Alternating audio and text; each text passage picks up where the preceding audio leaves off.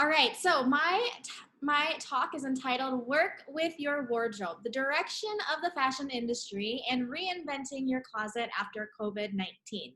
So, just a little bit about me, though, just a little background, so you get an idea. So I'm Jireh de Jose. That's also my Instagram handle if you want to follow there. I am a fashion designer. I studied actually in SOFA Design Institute. Back then it was actually called School of Fashion and the Arts. So this is just a few pieces that I made during school and then also in the States. But now I am primarily focusing on fashion writing and content creating. So I'm a former writer of Detroit Fashion News back in Michigan, and I'm also the founder of Fashion Meets God. So I talk on all things faith, fashion, and beauty. And you can also find me on YouTube, as I've been more on the video side than just the blog and writing side. So you can find me over there as well.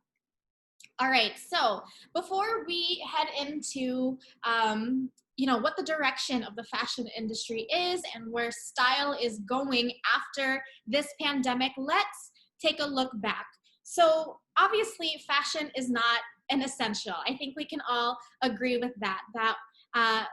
It's not an essential. There's a reason why the department stores were not open during during lockdown, and even if you were in casual clothes for most of the time during quarantine and you didn't dress up as usual as you did prior to lockdown, you were still looking at the mirror. Am I right, ladies? You were still looking at yourself, making sure you look presentable, especially if you had, video conferences like this, which I'm sure all of us had at one point in time the past 3 months. And or if you are even working from home and you still wanted to feel, like you were in the work environment, you were in the work mode, so you would dress up. So fashion obviously took a major hit during this pandemic, but this is not the first time a crisis or a pandemic has forced the shift in the fashion industry. So how? Let's take a look back. Let's go down in history for a little bit and see why. All right, so we're in the year 1918, World War I. So as many of you may know, Coco Chanel, she made couture pieces out of foraged fabrics because materials were scarce during this time. All of the materials that was usually used for, clothing and for nice apparel was actually being used for the men in the army or in the Navy. So what Chanel opted to do was go more towards practicality, which we'll get into in a little bit. Practicality, and she even used casual knits, which were more affordable. Back then, women were dressing in silks and organza and all these really elegant fabrics, which were also much more expensive. So she opted for casual knits, something more casual, something more not as elegant.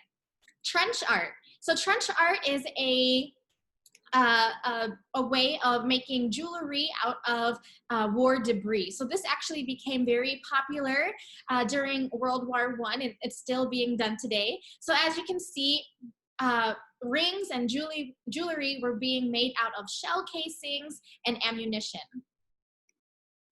World War II, 1945. So countries, especially in Britain, were limiting the amount of clothing and shoes and other everyday apparel that a person or a household could buy. And they could only be purchased in the form of coupons. So you can see in that picture there is an example of ration coupons for shoes and even stockings. There was a shortage in stockings because the fabric, nylon, was being donated to the Navy to create parachutes and other essentials. So this might sound quite familiar during COVID-19.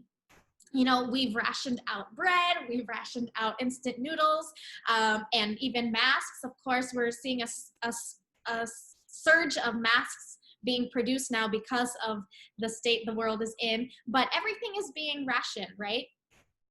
And of course, the Spanish flu back in 1918. So actually around the year of World War I. So this flu is eerily similar to what we're experiencing now. And it caused the deaths of 50 million people worldwide in just over 2 years. And like today, as you can see in the photos, the face mask is a hot commodity. But back then, people would actually wear them not just outside, but they would wear them inside. So almost 24/7. Plus, they were wearing masks that were very porous. Most of them were just made out of gauze. So the filtration system, even of the mask itself, was not very effective, which probably led to the drastic increase of cases of the Spanish flu. So during this pandemic, fashion has been greatly affected. In what ways? Brands have stopped production and buying orders from countries like Italy, China, India. Everything has just come to a pause. Retailers have gone bankrupt. They've boarded up shop. Although we have been seeing this even prior to COVID, just because everyone's moving towards the online shopping experience. Fashion shows have been canceled as designers are not focusing on the latest trends and what's to come, the next fad, because they're actually focusing more on sewing masks and PPEs, which is obviously a much better benefit for our frontliners and for the world. And quarantine has shifted people more towards loungewear and casual clothing. I literally went to Oscar in Marikina yesterday, and I put jeans on for the first time in 3 months. It felt so strange, but we've opted more towards casual clothing, of course, since we are just at home.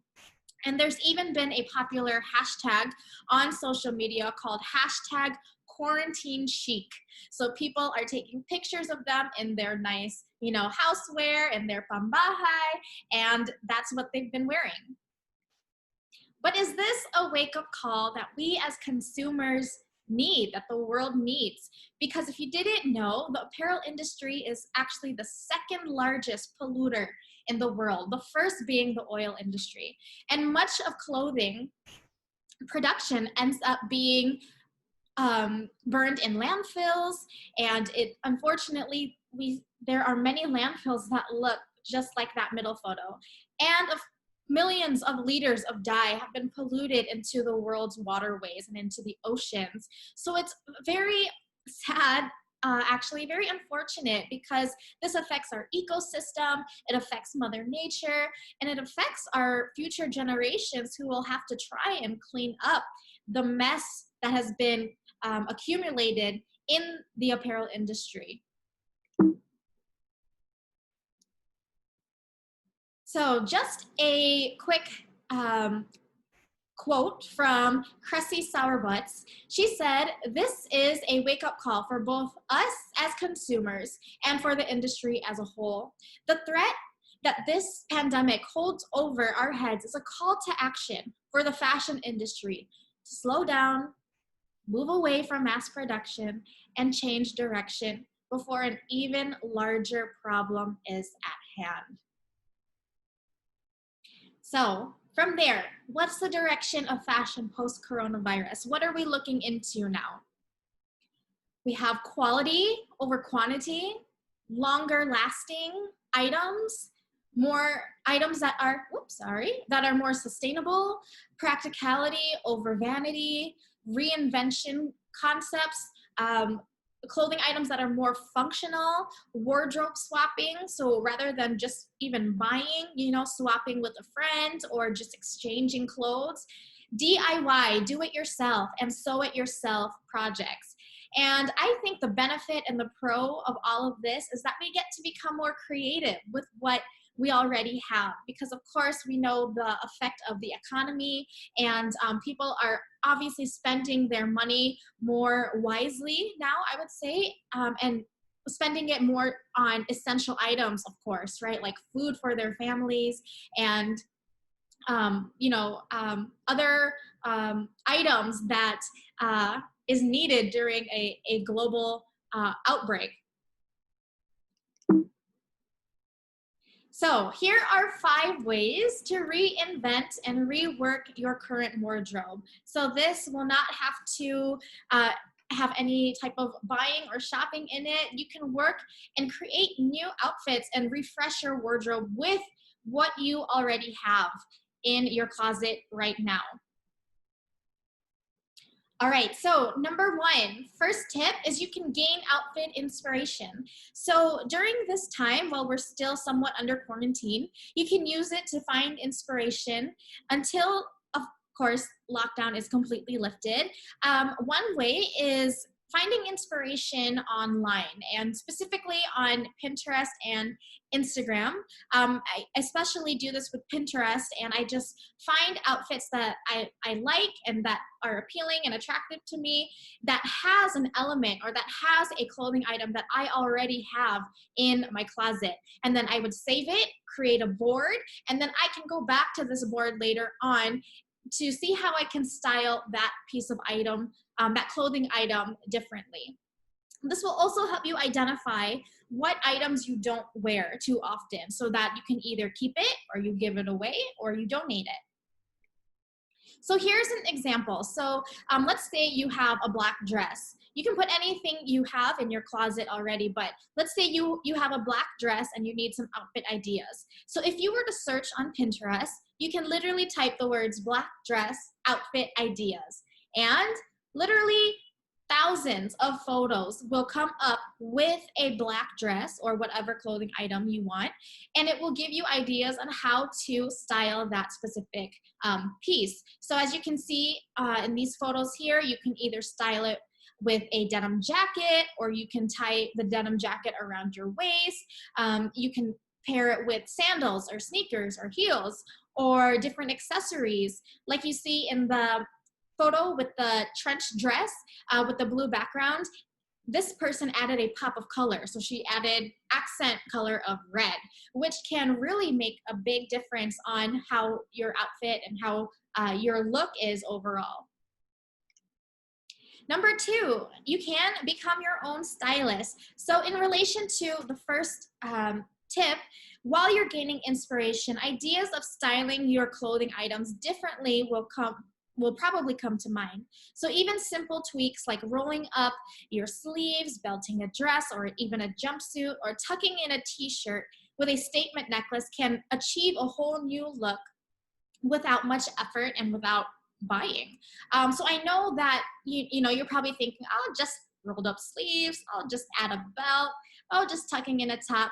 But if you were to roll down your sleeves, if you were to take away that black belt in the front, in the middle photo, and if you were to untuck that top on the from the girl on the far right, she would probably look maybe frumpy. You wouldn't see her figure as much.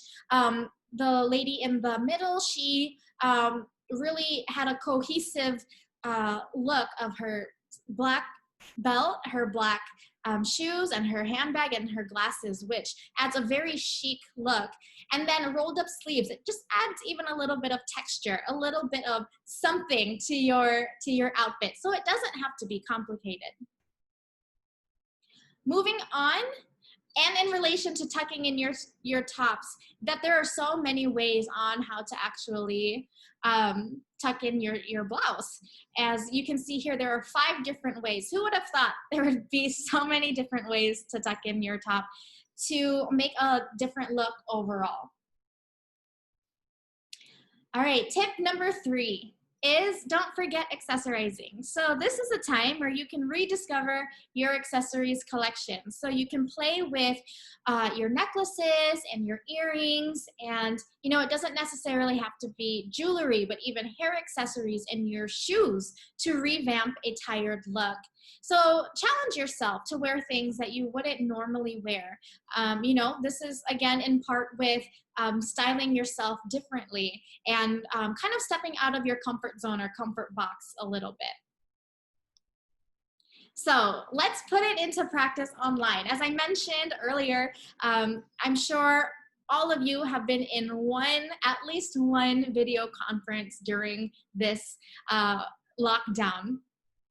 And so what have you looked like, right? What have you looked like during those video conferences? I am guilty of both of these examples, by the way. So for example, Zoom meeting, audio only, you know you're not gonna show your face, so, or you know, you. So you might look like the dog on the left, not really combed out hair.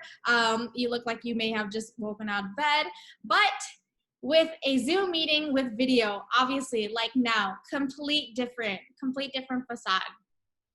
And then you also have the lady on the far right. So they say you dress up from the waist up, but then everything else from the bottom down is just super casual. She's in her PJs.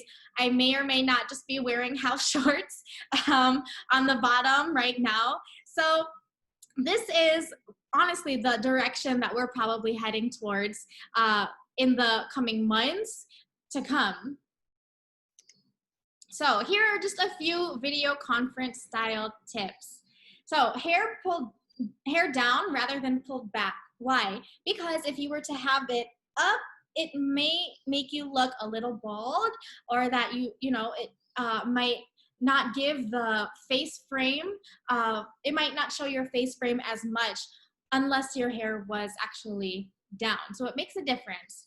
Accessorizing, again, small studs or a simple necklace can make a big difference. Of course, if your style is more on like statement pieces, sometimes people might think that's distracting, but I'd say, it's your style, it's what you like, it's what you're comfortable with, so why not? Clothing. Something appropriate for your work environment. I know many of you have been working from home still, so you also want to feel like you're actually in work mode, right? So nothing too tight, oversized, or revealing. Why? Because if it's too tight, when you sit down, usually things will accentuate more, if I should say, unflattering, lumps and bumps when you're sitting. And if it's too oversized, sometimes it might make you look too loose and too flowy, and it will drape and add visual weight to you. Even if you're not, but if you have a very flowy top, then it might add unnecessary weight to yourself. And then colors that flatter you, of course. So this is something that Cherry and I will actually be discussing in our second session next week. But there are so many resources also online where you can see what actual skin, what colors work with your skin tone. And then avoiding prints. So sometimes stripes and checkered prints, especially prints that are on a smaller scale, can blur and be a distraction on camera. And then sometimes large patterns can also be distracting, as they tend to dominate and take attention away from your face. Again, I'm an advocate for, if that's your style, do as you wish. But of course, when it comes to video conferencing and the camera, sometimes it can be a little off. Something might be a little off.